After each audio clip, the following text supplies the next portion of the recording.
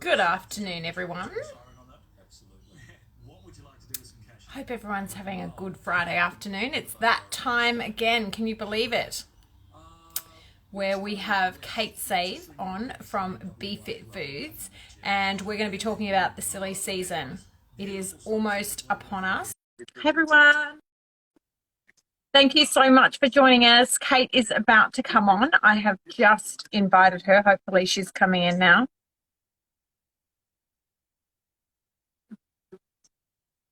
Send it again. There we go. Oh, yep, they're invited. So hopefully they're coming on board.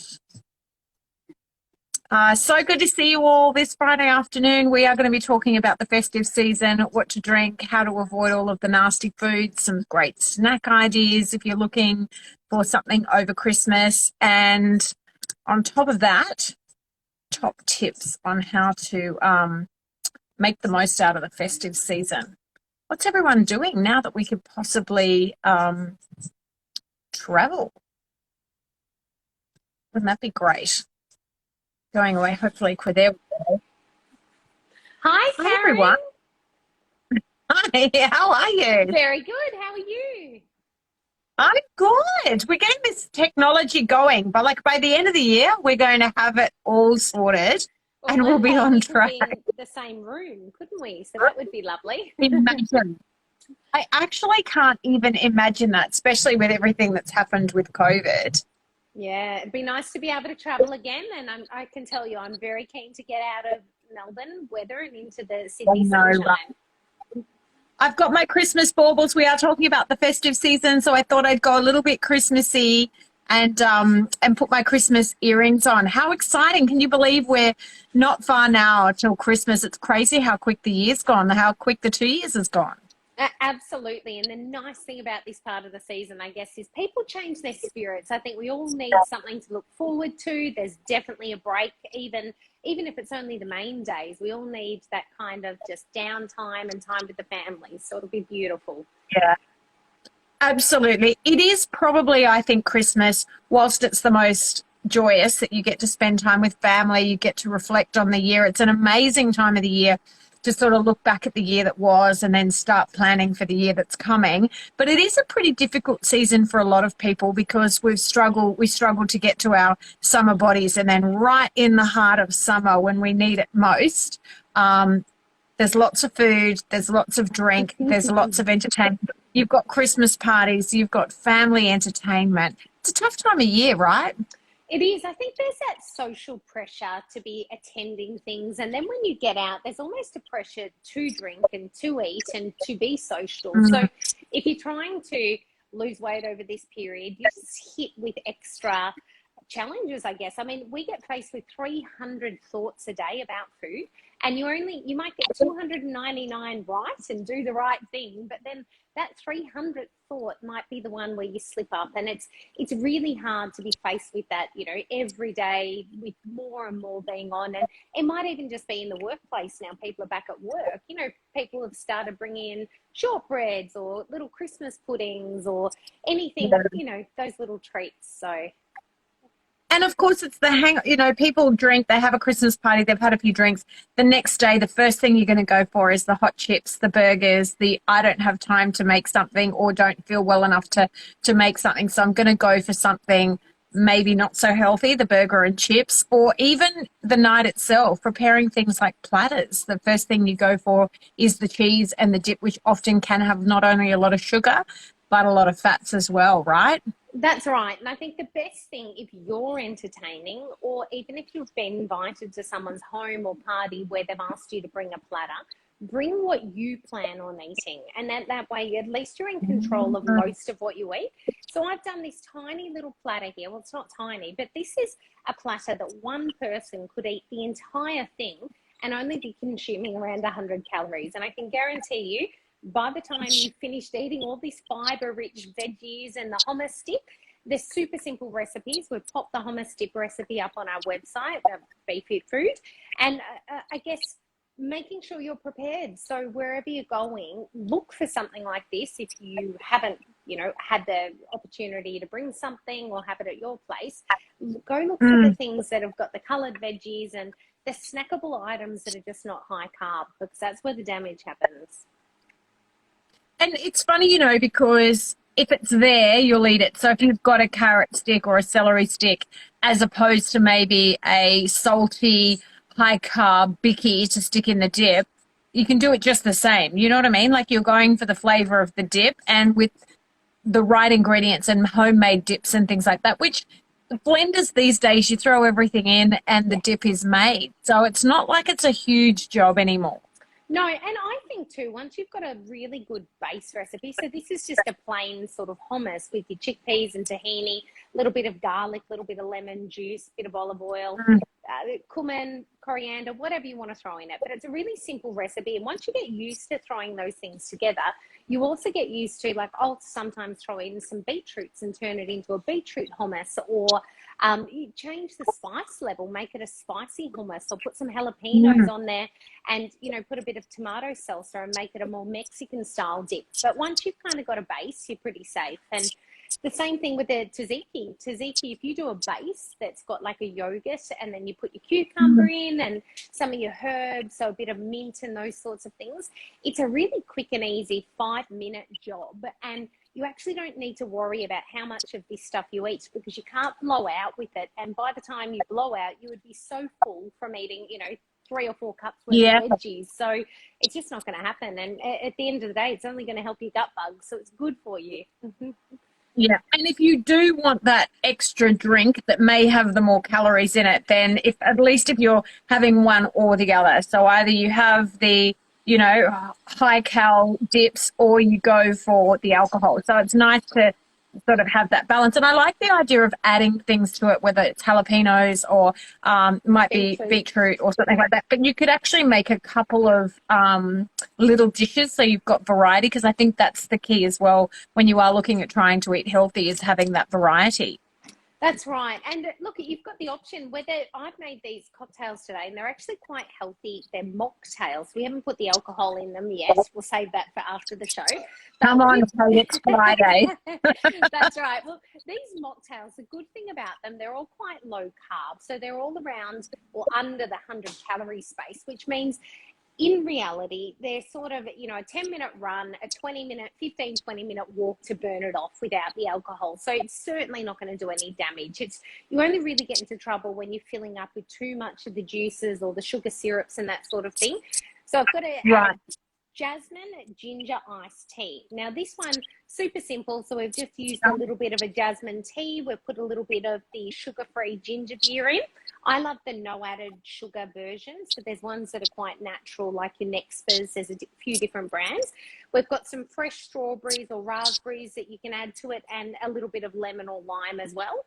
And with this one, I guess, if you wanted to have this as a more traditional sort of cocktail, then just add a small shot of a white spirit. And in general, your white spirits, if you've got a little 30 ml shot glass, are about 70 calories. So you're not going overboard with the calories. However, if you are in ketosis, you're shrinking your liver, you're on your weight loss journey, it's not the calories of the alcohol that do the damage. It's actually reversing the metabolism and putting the body on hold from being able to burn fat as an energy source. It actually converts to burning alcohol. So it's not necessarily about the calories when you're on your weight loss journey. It's about the alcohol itself being the problem, and the calories are just something on top of that. So yeah. That's actually a really good point, because a lot of people don't realize that. I just want to highlight that because you've brought it up, because people do think the alcohol puts on the weight because it's the calorie of the alcohol. But just explain that again, because the liver actually says, hang on a second, I can only do one thing at a time. I've either got to process the alcohol or process the fat in your body, but it goes to the alcohol, doesn't it? Absolutely. Because alcohol is actually a poison to the body, our body is so smart, it actually stops burning anything else but the alcohol, so that we don't hopefully get alcohol intoxication. So it focuses on getting rid of this poison as quickly as possible. And I guess the issue is when you keep putting the poison in, it's hard to get rid of. And the longer that you keep putting the alcohol in for, the longer the body has to pause metabolism from burning body fat or burning carbohydrate and actually, recovering the body, doing all of those sorts of things. And it just puts a bit of a stop in your pathway to your weight loss success or your health. But at the end of the day, if you've achieved your healthy weight or your maintenance, a lot of people with us did that challenge and they've got their 5 to 10 kilos off now. Maintenance is really about just, a typical cocktail could be anywhere from 12 to, I actually saw my favorite cocktail, which is a pina colada, is over 60 grams of carbs. Like, it's a disaster. I think it was 72. Yeah. And that is more carbs than you should actually be having in an entire day in one drink. So I know now I will be making my own and modifying them. But people don't know this. And I myself didn't even think that's actually how many grams of carbs would be in that. So I equally would enjoy these drinks. So this raspberry mint mojito.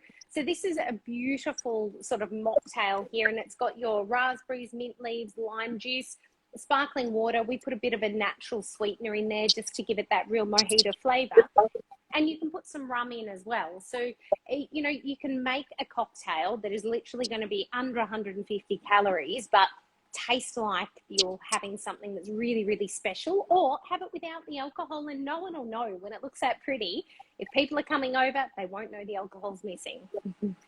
Absolutely. And it's not so much if you've got one Christmas party or if you're just going to have Christmas Day or just New Year's Eve, but it is that, as we said before, because the liver does stop processing the fat and it does stop it in its tracks. If you've got a Christmas party on Wednesday night and a lunch on Friday and catching up with the family on Saturday, you're drinking 3 or 4 times a week over that 1 month period. That it doesn't matter how good you are with your food, you're still stopping burning that fat. So eventually it will catch up on you. And that's why I think a lot of people get into the rut of going, I'm only having 1 glass of wine a night, so it's not many calories, but it's, their body saying, hang on a second, I've got to do this instead of doing this. Yeah, it's just that disruption to metabolism. And like you said, this is the silly season. It's not just one night out or one weekend. And perfectly fine, like all of us, it's perfectly fine to have a couple of drinks a week. That's not an issue. But once you go beyond 2 or 3 drinks a week, you need to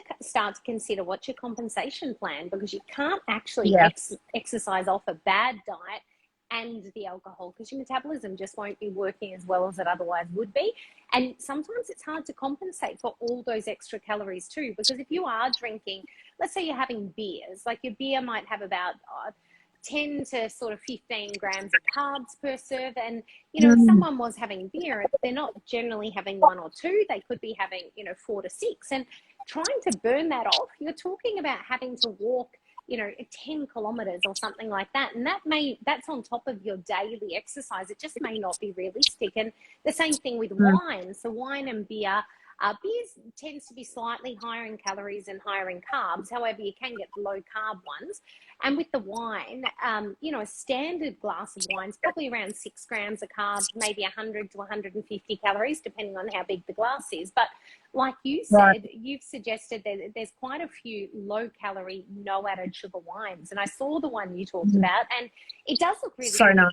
It's only around 70 calories a glass, I think, and it had no carbs, no sugar. And if you get the same pleasure out of it and you're only having 1 glass, then you know what? Your metabolism can cope with that. But don't be surprised if you're on a weight loss journey and you just don't get the results you expect, because it's a pausing of the metabolism and the liver. It's actually not the calories. But in maintenance, you've got to think about the calories. So it is a better I'm so glad we touched on that, because this is the time of the year where alcohol is such a big component within that Christmas party season. And if people go into that mindset going, you know what, this month my body's probably not going to burn much fat, so let's just try to maintain it by eating well if we are drinking, and then start in the new year. What's the orange cocktail that you've got there? So this one, we've actually done a bit of a mix on a margarita here. So you can do any sort of base with the margarita. So we've got the lime juice, we've omitted the tequila so far. We've put some orange juice in there, but we've actually topped it up with a bit of sparkling water, because that's more than halved the calories. Because if this was all juice, you'd be getting fructose overload, and you'd probably be getting 30 grams of carbs instead of getting, our goal is if we can keep the carbs under 10 grams per serve, then we're probably going to control the calories around that 100 calories or less. And then it's quite an easy thing to be able to burn off. And if you are putting your little shot of alcohol in, I'd actually encourage you, get your shot, fill it up to the line, get your 30 mils, because 30 mils is going to give you about 70 calories in any of your white spirits. And if you're having the bigger shot, then you've got to be thinking they're about 45 mils. So you're actually at over 100 calories in just that little shot of alcohol on top of the calories in the drink. So it starts to build up when you're having multiple. If you're having one as a welcome cocktail, it's not going to do any harm. But it's when you're having 2 or 3 of these, and particularly if you've got a whole cup full of the juice and the pina colada example with up to 72 grams of carbs, you literally, the CSIRO low carb diet recommends 50 grams of carbs per day, usually up to 70 grams of carbs just in maintenance. But one drink alone can just set you off, and that's not including the food that's going around at the party. So it can be hard to compensate. As far as texture, I also think as far as texture is concerned, if you're having orange juice, that can sometimes be quite heavy or quite thick. Having the sparkling water in there is actually quite nice. And even if you're having orange juice at breakfast, if you do like orange juice with your scrambled eggs or your pancakes or whatever, that's actually a really good idea, putting a little bit of sparkling water in it to help, not only reduce the sugar and the carbs, but also give that really light texture as you're drinking it. Yeah, and the good thing I like about putting the sparkling water with the juice is if you do get vitamin C out of your orange juice, but you don't need a huge amount of vitamin C. You need a small amount. So just drink enough that you're not overloading the carbs and the calories, but you're still getting the nutritional benefits and the vitamin C as well. And this one's one of my favorites. So this rose lemon spritzer. So we've got rose water, we've got some lemon juice, we've got a little bit of a natural sweetener. So you can use an agave, you can use a bit of stevia, you can use a xylitol, however you want to use it. So we got a little bit of an agave syrup and mix that through, and then just topped it up with some sparkling water again and some rose petals. So one of my clever team has actually prepared all of these beautiful garnishes. She dries her own oranges and her own limes and does the rose petals from scratch. So we're very blessed. How good is that? So good. And just these, all of their cocktails are amazing. And I know that Kathy Sheeran was on before. I'm not sure if she's still on, but Kath does her Friday night cocktails, Kath's Friday night cocktails at KFC. And these are really great ideas to start experimenting with different things. Yes, she has at KFC, her Kath's Friday night cocktails, and it is a great idea to be able to then get inventive, and that's what I've loved about our chats as well, as far as the food that we're eating, just by changing up one ingredient and then changing up two, and then just thinking differently to the way, like with the platter that you've made there, that is such a great idea. If you're putting heaps of veggies on, not only does it look fantastic because there's so much color and you've got the texture, but most people just go straight for the packet of biscuits and the dip and the cheese, right? But that's actually quick, it's easy, it's fresh, it's colorful, and it's good for us. And like I said too, like if you're sitting down to have this just with one person, like your best friend, or even you're sitting down to a platter of wine, I'll do that sometimes, particularly in lockdown. I can eat this entire platter and have a drink.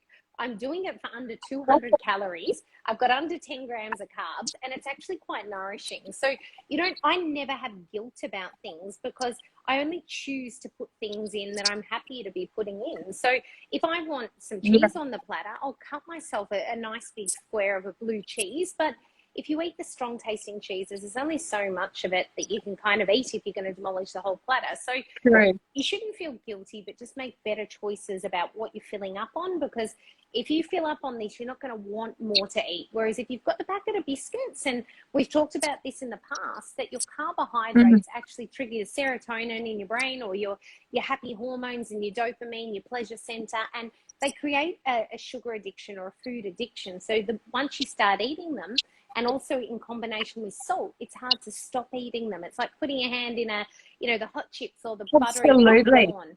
So if you start with something like that, it's not addictive food. You eat it and you feel satisfied when you finish, as opposed to those really salty, fatty, buttery foods where you tend to overeat, feel sick, and wish you hadn't eaten as much. And when you wake up the next day, the guilt as well. If you're having the vegetables on the plate with the dip or with the cheeses, you sort of get this better feeling in your gut as well, because you know you've got the fiber going in, you've got all the nutrients going in. You wake up the next day and you go, okay, I didn't do too bad. I had a couple of drinks, but I've balanced it out. I think that's probably the biggest tip, is balance. But what sort of other tips have you got for people with this festive season? Look, I found myself, so I've been at a 2-day conference, and literally putting on something like this has taken, my team did this in about 3 or 4 minutes. So it's not hard to do. It's just making sure you've got these things available. And they're all things that you can keep in the fridge, freezer, pantry, the alcohol cabinet if you're putting your white spirits in. But they are quick and easy. And it's about the garnishes to make them look nice. So I think if you're doing it at home yourself, it's literally about knowing to use the soda water to top things up, using a natural sweetener instead of your sugar syrups and things like that, using a hint of the fruit juices instead of filling the cup with fruit juice. And then when you are eating out, if you are making a choice of what to drink, and I think we talked about this earlier, choose a soda water based drink and put your little bit of lime and vodka in it, as opposed to like your soda, lime and vodka instead of your soda and lemonade, or soda and lemon, where they put the lemonade and then they put the bitters, and you've got a sugar overload as opposed to actually just having that more refreshing soda based drink with a squeeze of lemon or lime. And of course, if you're adding the lemon or the lime in, which I had this conversation with someone, it's actually inside of your body. Whilst they're acid with the lime and the lemon, on your inside of your body, they have an alkalizing effect, which means that they're balancing. So if you are drinking alcohol and balancing it with the lemon and the lime, less likely to get a hangover. I've tested it. It's amazing. There you go. And I guess the flip side of that is just the food when you're out and snacking. And I found being away for 2 days, the things that, because people know I'm a dietitian, they're constantly asking me, what are you choosing? What are you eating? What are you having? And I find it easy, because to me, I look for the thing that has the most plant-based food in a meal when I'm eating out. So if there's a choice between, 3 different things, pick the one that's mostly the plant-based stuff with the piece of protein, because at the end of the day, you're going to fill up if you've got the volume and the fiber, and then have the smaller amount of the higher calorie thing. An example would be, if there's a chicken and salad or vegetable type meal, as opposed to having a risotto or a pasta or something that's been cooked in a creamy sauce. So pick the simple, cleaner food. And I guess with snack foods, when they're handing around food, look for the things like your rice paper rolls I'll often have now, or your little bits of sushi or sashimi, or the fresher looking food that's just hopefully not wrapped and fried in pastries and those sorts of things, because that's where you're going to quadruple the amount of calories in every bite, basically.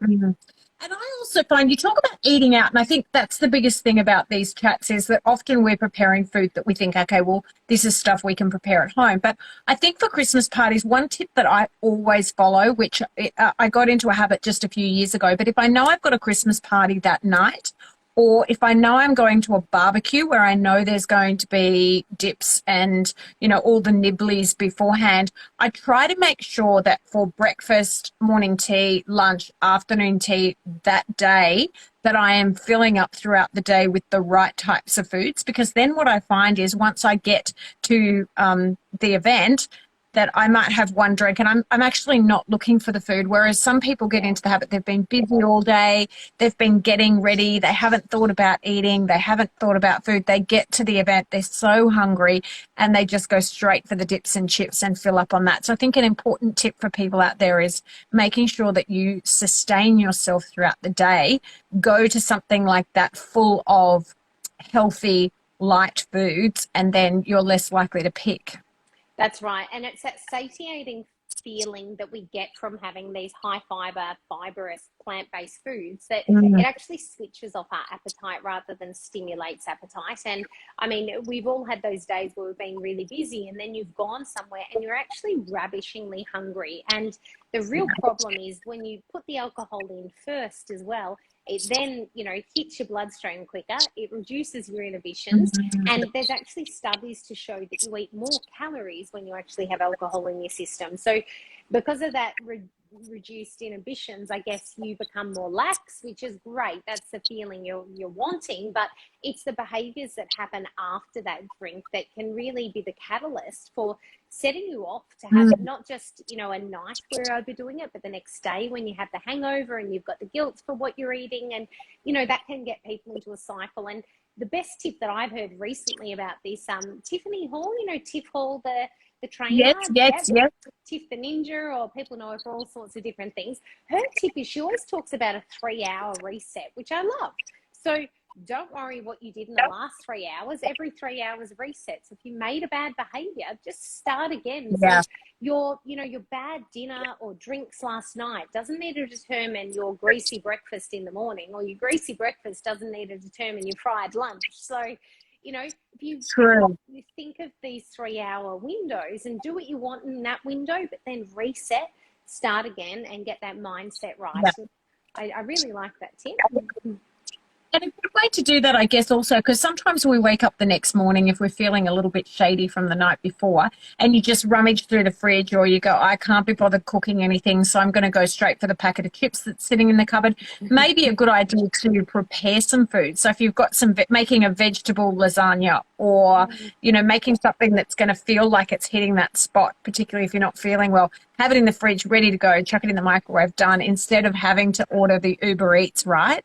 A perfect idea. And you know what I would think? The night before, if you're preparing a platter like this, and you can actually chuck these things in your air fryer and roast them up. So whilst you're preparing all of this, if you've cut up some extra capsicum, some extra carrot, and maybe you've cut up some zucchini or something like that, put a little bit of drizzle of olive oil and a few herbs, chuck it in the air fryer or the oven for sort of 15, 20 minutes. And you've actually got some oven roasted veggies, throwing the tomatoes that you can pick up the next day. You can put your salt and pepper on them, make them really tasty, and you still feel like you're having a nice, indulgent, Mediterranean style kind of nice thing to eat. And then, you know, have it with a bit of, if you've got some sort of protein there, whether you've got your chicken, tuna, or whatever's lying around the house, but you'll feel like you're nourishing yourself. You're satisfying that need for that little bit greasier food because of the olive oil, but you'll feel satisfied quite quickly because it's got the plant-based nutrients in it. It does help to satisfy us.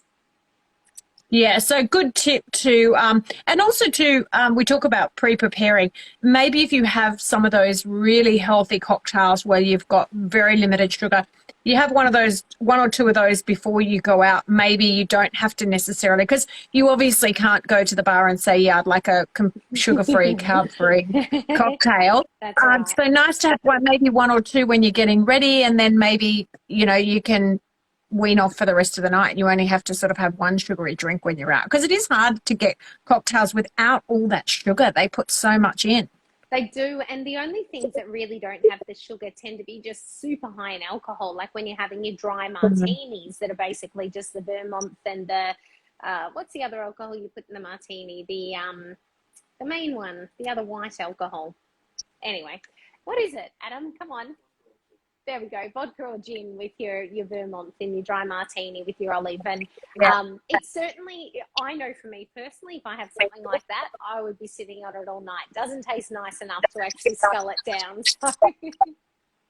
That's a good point too. Maybe order something that's not necessarily delicious, or if you feel like you want to have alcohol, have something that's a little bit off, so then you're sipping on it all night instead of having 3 or 4 of them. That's right. Oh, the other one is always, it's in a short glass like this. I'm terrible with the names of cocktails. Come on, Adam, help me out. It's very strong.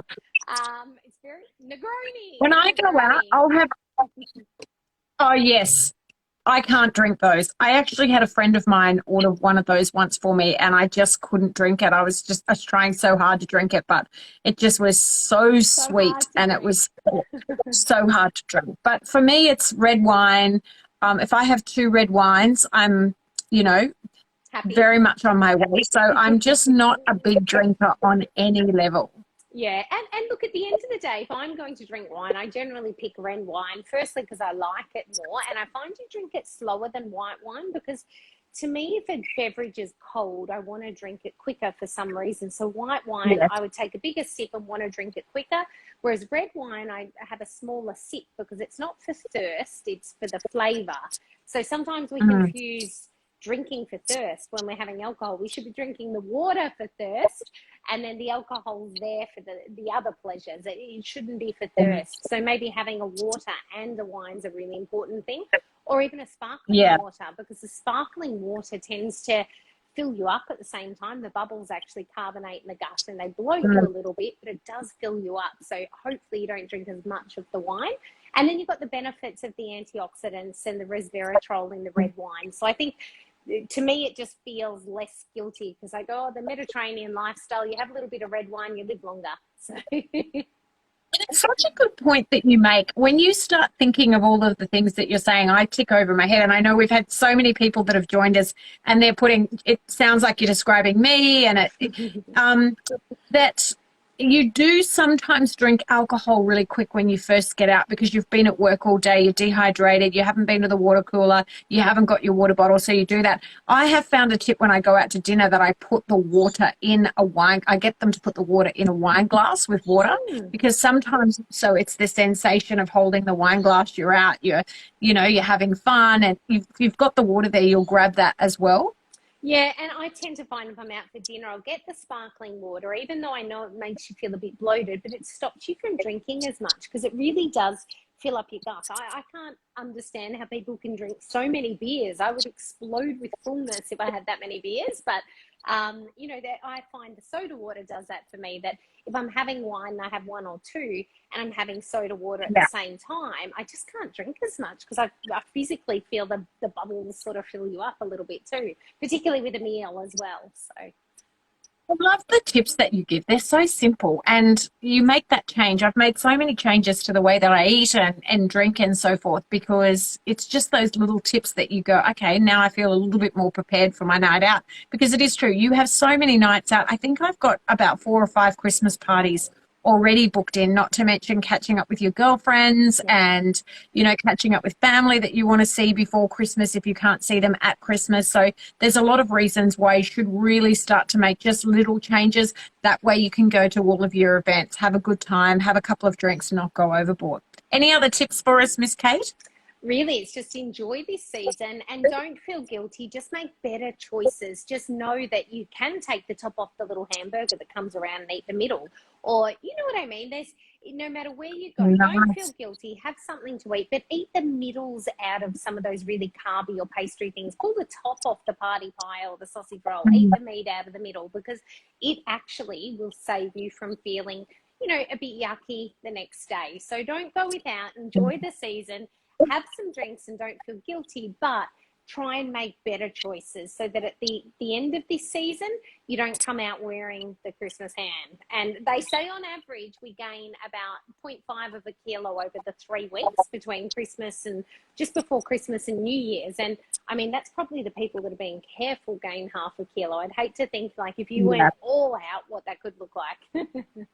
Yeah, and you've got to look at the new year and you've got to say it's all well and good to let it go and it's only a month, but it does, 1 month of binging or doing the wrong thing can then turn into 6 months of hard work trying to get that off. Yeah, especially for most people going into the new year, we set New Year's resolutions and you don't want to have a huge setback actually going in. It's nicer to sort of go in feeling good, going, look, my goal is to reduce my abdominal circumference by, your waist measurement or whatever that goal is that you've set for yourself. And, go into it positively, knowing you can change it and you can do something about it. Whereas if you go into it, you slide into that new year and you've absolutely destroyed yourself on the way in, the motivation, it's going to be hard to get started because you've been in all of these bad behaviors and you go, oh, it takes too long. It's too hard. There's too much to change. So if you make some little changes now, when you slide into the new year, you might have some big things you want to achieve, but you've already taken some steps to get there. Yeah. Look, I love all of your tips. I know that we chatted a little bit earlier this afternoon talking about what we're going to talk about on our next one. And I think obviously we've talked about the silly season. Great to set some goals. Early December, we'll come back and we will talk about getting our goals in sight for New Year's. By then, people will have been to a lot of Christmas parties, and we can touch base again on getting ready for 2022, because I think it's going to be an amazing year. We're going to be able to get back to doing all of the things that we want to be able to do, and so it makes sense to be able to have the most healthy version of yourself heading into all of those amazing holidays or new jobs or other adventures that we're going to be all ready for after 2 years of craziness. Yeah, that's right. So December the 3rd, 5 o'clock, we'll do our final Instagram live for the month or for the year, for 2021. Goodbye, 2021. And we'll help people do their goal setting for the new year and help them sort of navigate what that might look like for them and what they can expect to achieve and what's realistic. Because at the end of the day, if you set unrealistic goals, you know, you might get 95% of the way there and you're still not happy. So I always say to people, set a small goal that you know is achievable and smash that goal, get well past it. So, you know, set your goal for, if you want to lose 20 kilos next year, set your first goal for 5 kilos, successfully get off the 5 kilos and acknowledge that, reward yourself for it, and then set the next goal.